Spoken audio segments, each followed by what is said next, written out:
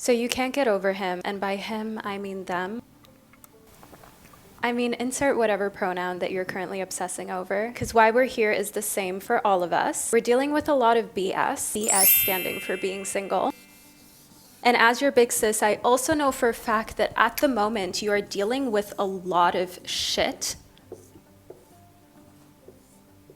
A lot of unnecessary shit from this person. But what I really want you to be aware of is that you are squandering hotness in time. Yes, my gorgeous ladies and jelly beans and everyone in between, you are squandering your hotness in time, but not on my watch. Your big sis is about to get you out of this. I will explain to you in a fun yet science-based way why you cannot get over this person, because spoiler alert, it really isn't your fault. We will also be talking about the reasons why you may be allowing this shit, and I will provide you with all of the tools that you need in order for you to stop shit. Remember, my beautiful soul, you'll never be this young again. And guess what? You deserve to be free. The universe, the angels, God did not put you on planet Earth to suffer, especially not at the hands of someone else's dusty son or daughter. I mean, look at you, degrees stacked, life together, Pilates class booked, and you really want to honestly tell me you're stressing over someone who barely has a birth certificate, who looks like they negotiated their way onto planet Earth. Not to sound terrible, but someone had to tell you the truth, and you guys know that if there's one thing that I'll do on this or my other channel, that is tell you the truth. That's what your big sis is for. But all right, enough talking. So I want to first show you what a basic dopamine loop looks like, and then we will apply that to what you're going through right now. So at the top, we have the stimulus. So the stimulus is a pleasurable experience. So the stimulus is a pleasurable experience, which then goes into dopamine release, which feels amazing. So dopamine is a neurotransmitter that we all possess, and it is associated with rewards, motivation, and addiction. So this is a highly, highly addictive feeling when you get that dopamine release, which is also why what happens here in the loop is that this is reinforced as an amazing behavior. Reinforcement, desire for more. Stay with me, you guys. So this amazing feeling, this amazing dopamine release, it then causes us to want to reinforce this behavior. We have a desire for more. So the stimulus may have been, oh my God, I just had my favorite dessert, right? And you get the dopamine hit while you're having it, and you're like, oh, this cake tastes amazing, this chocolate is awesome. Maybe there's even something that is addictive in your life that gives you this dopamine release, some sort of substance. In this case, the feelings associated with seeing someone that you're in love with, and every time you see them, every time they text you, it gives you this huge dopamine release, and this is you. Which of course is only human nature for us to want to continue in this loop, for us to want to reinforce this behavior. We've got a desire for more of it. And what this does is it leads to habit formation. So basically the thought is, let's do it again. And then we want to go back to that pleasurable experience. So this explains the basic dopamine loop that you have most likely been in, hence also why you're having these withdrawals. And it's hard for you to move on. It's hard for you to stop obsessing over this person. And this is how you get addicted and you get obsessed. You have an amazing experience with them. It feels awesome. You have a desire for more. That desire gets fulfilled. Then the habit starts to form itself where you want to do it again and again. And for a while this works. You're texting each other, you're calling each other, maybe you're intimate with this person, you're in a relationship or situationship with them. You think this is going somewhere, you're already dreaming of your wedding, your life together, where and how they're going to propose. But then all of a sudden, there comes a rude awakening. You guys.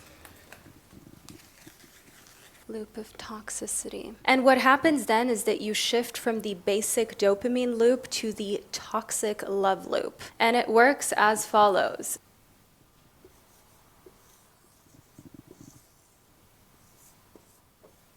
All right, so what happens then is that you enter the toxic love loop, which I have displayed for you, and we'll go through this together so we can figure out precisely how you can get out of this. So the first thing that happens is that you receive a cue to this behavior, which signals dopamine in your brain. So I will write dopamine right here. Remember, I explained to you that this is the neurotransmitter that is associated with feelings of addiction, motivation, your reward system within your brain. And this cue may be you, for example, seeing an old photo of you with your ex. It could be a song that you always used to listen to together. It can be a certain scent, like Dior Sauvage. It could literally be anything. Even you waking up in the morning can already be your cue to think of this person. And then what happens is that energy increases, so we've got a plus here, because you get this crazy rush for a moment. And then what happens as we move to the second part of the loop to the next step is that what that does is it activates cortisol within your system. So shortly after, you will be experiencing cortisol, which is a stress hormone. And in love, it's associated with like passion, and you know that feeling when you've got butterflies in your stomach. That's what cortisol will do to you. So that increases, we've got a plus, and that further makes you crave them. So you have got actually, let's do craving. So you've got your cue, you think of them, and then you begin to crave them. You begin to want to text them, call them, see them, and just get a reaction from them. And what this does is it solicits the next response from your body and your brain. And what this increase of cortisol levels within your bloodstream and your body does is it actually lowers the levels of serotonin within your body. Serotonin. So we're going to do a minus here because there's less serotonin, which is your mood balancing hormone. So this is a neurotransmitter. It is associated with like a feel-good hormone. And when your serotonin levels drop, you become unhinged AF. I'm talking to all of you who have sent the drunk texts, driving by their house just to see if they're actually there alone or with someone else, calling them from an unknown number because you're blocked. All I can say to that is remember what the board said at the start of this video. Because the effect that the drop in serotonin has on you and your system is that you start to behave really impulsively and you do things that are out of character because, well, you are craving them. And also serotonin is said to regulate your appetite and your bowel functions. So if you've got IBS or just overall you're going through this loop right now and you're feeling weird in your stomach and your appetite has changed, this is why, because your body doesn't have enough serotonin to regulate. Do you see all of these things that you're doing to yourself and your body because of another human being? Do you really deserve all this? Because I can assure you the answer is no. And what happens here in this cycle is, just as an addict, what you then do is you begin to seek more dopamine. And according to the fantastic book Attached, which if you have not read this yet, I highly recommend because it will teach you a lot about your attachment style and it will help you to even figure out what your attachment style is. So there is said to be 3 different attachment styles. There's secure, there's avoidant, and there's anxious. They say there is also a mix between anxious and avoidant, but that's another topic for another video. But especially for all of you who have an anxious attachment style, so those of you who seek to be really close with your partner, you want safety, you want warmth. This loop, this toxic love cycle is so destructive. It is so incredibly painful to be in, and the more it repeats, the more that you form a trauma bond. Because if they're the first thing that you think of when you get up in the morning, so we've got the cue to release dopamine, dopamine gets released, we've got the plus, you think about them, you literally open your eyes and the sun reminds you of them, the day, breathing, even being alive reminds you of this person, then of course cortisol gets released, you start to crave them, you start to want to be with them, and it becomes more apparent that they're not here and that you don't have this person in your life anymore. It's hurtful, it's painful, your serotonin levels drop, maybe you check their Instagram, maybe you see if they've messaged you, you feel even more heartbroken because they haven't called you, and then you make an impulsive decision, such as trying to reach out to them, trying to initiate some some form of contact, because all you want to do here, all you're doing is that you're seeking dopamine, whether that is a positive response or a negative response. Them just acknowledging that you exist, them responding in any way, is sometimes all that it takes for this loop to continue. And the crazy part is that they don't even need to be a participant in this loop. We are doing this to ourselves all by ourselves. Yay. But the empowering thing about this is that now you understand that this is literally just a sequence of chemicals that are released within your body, of hormones that are wreaking havoc, which means that you are in control over this. And the way that you can break this cycle is to form a completely new habit as soon as you get the cue. So if they are the first thing that you think of when you wake up in the morning, or the last thing that you tend to think of when you go to bed at night, rather than checking their social media, thinking, oh, do they still remember me? Allowing yourself to be sad and to even get to the cortisol, to even allow that to release, we are going to put a stop to this, and we're going to create a new behavior.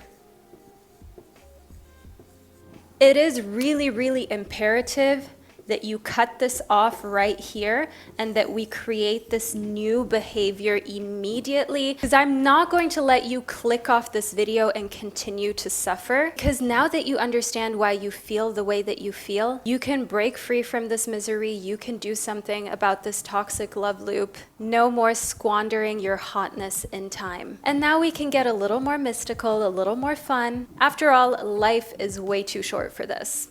All right, be gone, toxic love loop. So one thing that I highly recommend that you do, especially if you are in some sort of toxic love on and off relationship, is that the next time you get hurt, the next time you are off, I want you to take your journal, and you're not gonna wanna do this, but you're gonna thank me for this later. Trust me, you're gonna hate me while you're writing it. You're gonna love me when it comes in handy again. And I've been there, and this is so valuable in order to create a new habit when that dopamine hits again. As we know, the dopamine is gonna come. And what we're gonna do is we're gonna work on our new responses so you don't fall victim to this toxic loop any longer. Okay, so we've got our new responses.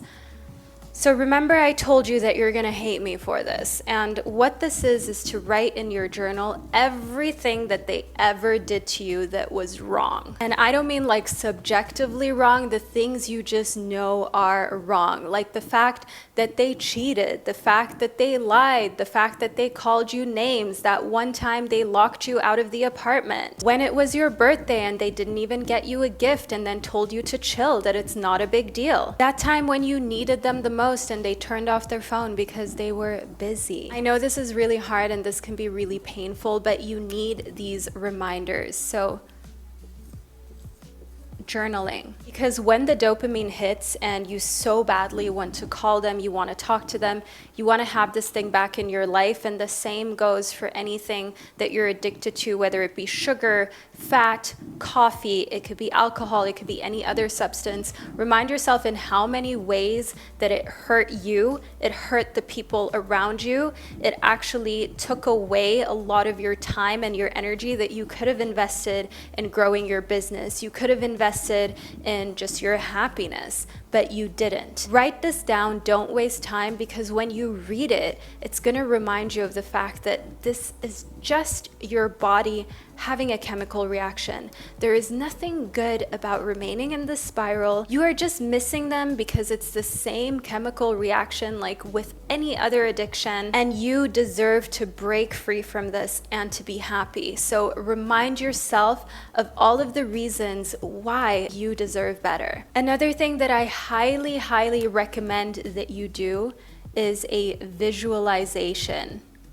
And I know we had all of these fancy drawings for the problem, and now the solution seems too easy, too good to be true, but often really the best solutions are the easiest and most to the point one. And after all, if your solution is you jumping through hoops and doing backflips, you would never be able to get out of the toxic cycle. So of course, these solutions, they've got to be easy. A fun visualization that I always loved doing when I was in the toxic love cycle is I love to just forget about them and envision myself driving my dream car, a white drop top, driving out of my garage, holding the steering wheel, the car pulsing, envisioning what it smells like in the car, what I'm wearing, even me walking up to the car, opening the door handle, getting into it, and just enjoying a day of driving on beautiful Swiss mountain roads, getting myself a nice lunch, a nice beverage, just being in a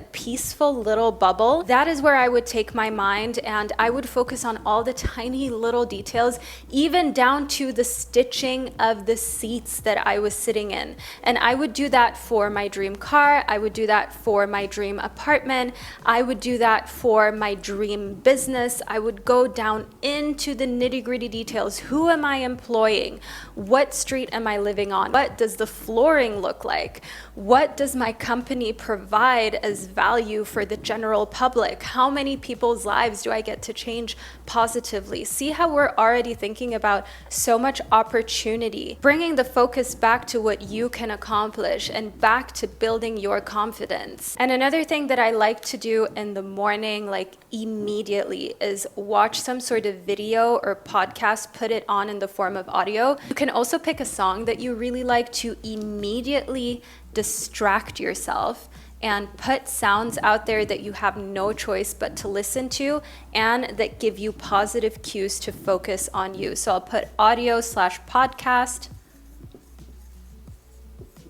So I would listen to something like The Diaries of a CEO. I would listen to an interview with David Goggins. I would listen to manifestation music here on YouTube. I would listen to the Philosopher's chill step music, chill step mix, and I would just immediately take my mind off of the dopamine hit, trying to cue me to allow for any of the stress hormone cortisol to be released into my body. Because you guys, I have firsthand seen and experienced how detrimental the effects of a lot of cortisol, the stress hormone, can be within your body. It makes you sick. It makes you look puffy. You can't lose weight. You can't gain weight. You're just in a weird state of not progressing. And it's really a huge factor also in activating the gene expression to a lot of illnesses that you really shouldn't even be dealing with. And then the question that we've got to ask ourselves is, all this for someone who cannot even acknowledge your existence. I mean, I'm no love expert, but shouldn't your soulmate, or for all of you who are into spirituality, your twin flame, your future spouse, shouldn't they want to be with you? Shouldn't they at least like you? I mean, I don't know. Like I said, I'm not an expert. But you guys, to be very real with you, a lot of this boils down to self-worth and self-love. And I don't want to beat yourself up at all, because I know what it feels like. I've been through this in so many different ways. And I have experienced some of the most ruthless, crazy shit on planet Earth when it comes to love and relationships and heartbreak. And I would just highly, highly recommend for you to hit rock bottom as quickly as possible. And I know that may not be what you want to hear at all. You may think to yourself, Vanessa, why would you tell me to hit rock bottom? Like, do you even love me? Do you not even care about me? And the thing is, I care so much about each and every one of you watching this video that I want you to realize your value and your worth as quickly as possible. And that happens after you have hit rock bottom. That happens after you have hit the point where you're like, enough is enough. I'm not allowing this in my life anymore. I'm not putting up with this anymore. Because until you come to that realization, you will continue to allow mistreatment. You will continue to allow other people to traumatize you, to strip away your confidence, to breadcrumb you, to give you less and less, to the point where you're begging for the bare minimum. And nobody, absolutely nobody, not me, not your mother, not your sister, not your best friend, Nobody can stop this cycle and this loop from happening except for you. And for you to put a stop to it, you have to come to that epiphany and that realization that you're worth so much more by yourself. And I want you to come to that as soon as possible. Hit rock bottom, get to the point where you're sliding down the wall crying, and you come to this realization where you're like, excuse me, did I forget who the F I actually am? And to just come to this place where you value your peace more than them. And what this really boils down to is learning to put yourself first.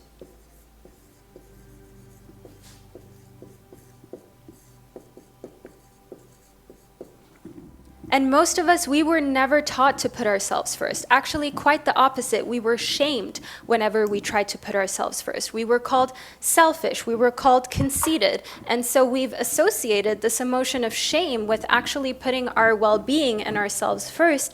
But now's the time for us to reprogram our minds. If there's one takeaway and one thing that I want you to remember from this video and from your big sis, from the internet, is that in life, you get what you accept.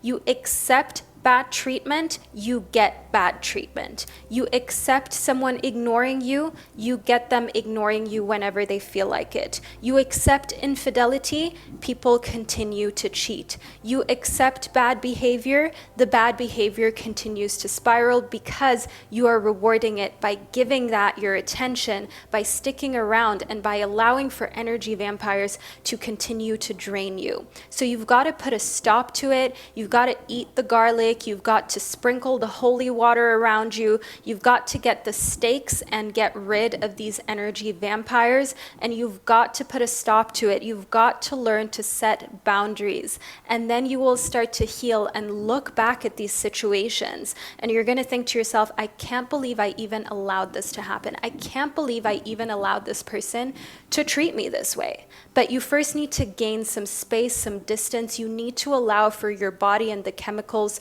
to come back to homeostasis, which means come back to balance, to be grounded again, to be in tune with yourself, to be you, to laugh and smile without this kind of sad feeling that's actually going on behind your eyes and internally that only you know of, to truly be happy in yourself and to only accept what increases your happiness and what increases your life quality, and to learn to confidently say no to everything else without any FOMO, without any fear of missing out, because let me tell you something, your husband would not treat you that way. If this were your wife, she wouldn't be behaving like this. So next time someone treats you poorly, look at the behavior and ask yourself, would my spouse treat me this way? If the answer is no, chapter closed, we're moving on. You guys, my name's Vanessa Samaina. I am your big sis from the internet, but also the founder and CEO of BoLife Switzerland.